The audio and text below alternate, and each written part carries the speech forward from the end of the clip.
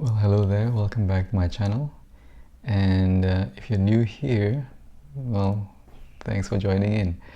And tonight's book is being suggested by a loyal fan, and the book is called James and the Giant Peach.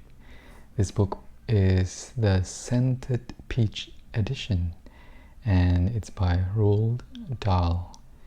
So I'm going to read parts of chapter 1. So let's begin.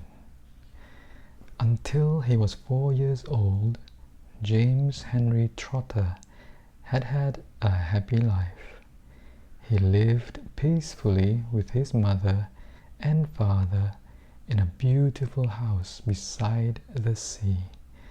There were always plenty of other children for him to play with, and there was the sandy beach for him to run about on, and the ocean to paddle in.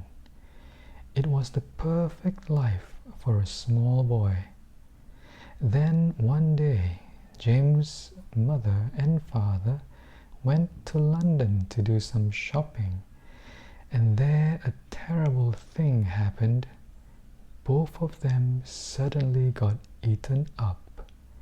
In full daylight, mind you, and on a crowded street, by an enormous angry rhinoceros which had escaped from the London Zoo.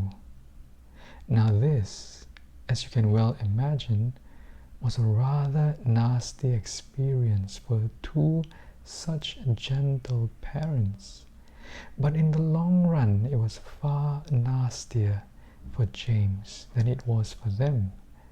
Their troubles were all over in a jiffy. They were dead and gone in 35 seconds flat. Poor James, on the other hand, was still very much alive, and all at once he found himself alone and frightened in a vast, unfriendly world. The lovely house by the seaside had to be sold immediately, and the little boy, carrying nothing but a small suitcase containing a pair of pajamas and a toothbrush, was sent away to live with his two aunts. Their names were Aunt Sponge and Aunt Spiker, and I am sorry to say that they were both really horrible people.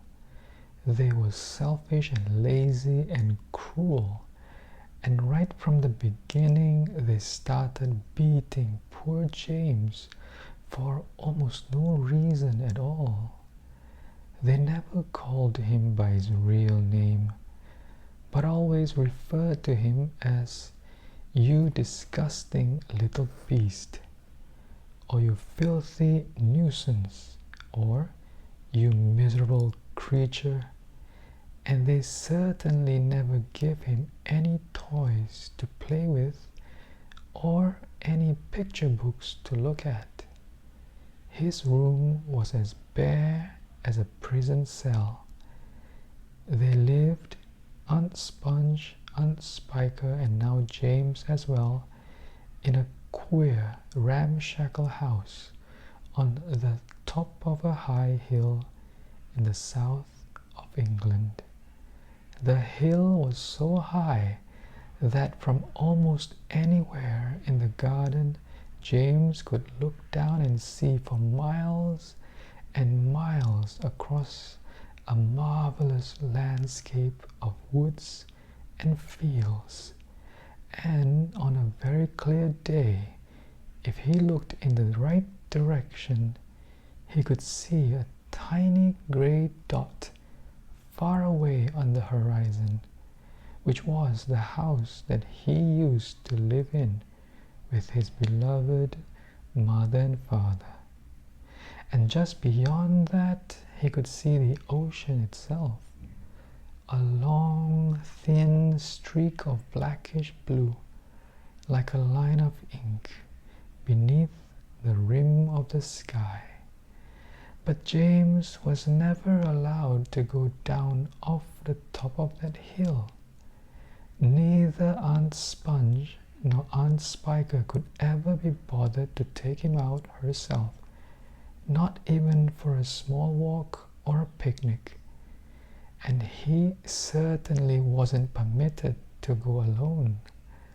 The nasty little beast will only get into mischief if he goes out of the garden, Aunt Spiker had said, and terrible punishments were promised him, such as being locked up in the cellar with the rats for a week, if he even so much as dared to climb over the fence. The garden, which covered the whole of the top of the hill, was large and desolate, and the only tree in the entire place, apart from a clump of dirty old laurel bushes at the far end, was an ancient peach tree that never gave any peaches. There was no swing, no seesaw, no sand pit, and no other children were ever invited to come up the hill to play with poor James. There wasn't so much as a dog or a cat around to keep him company. And as time went on, he became sadder and sadder and more lonely, and he used to spend hours every day standing at the bottom of the garden, gazing wistfully at the lovely but forbidden world of woods and fields and ocean that was spread out below him like a magic carpet.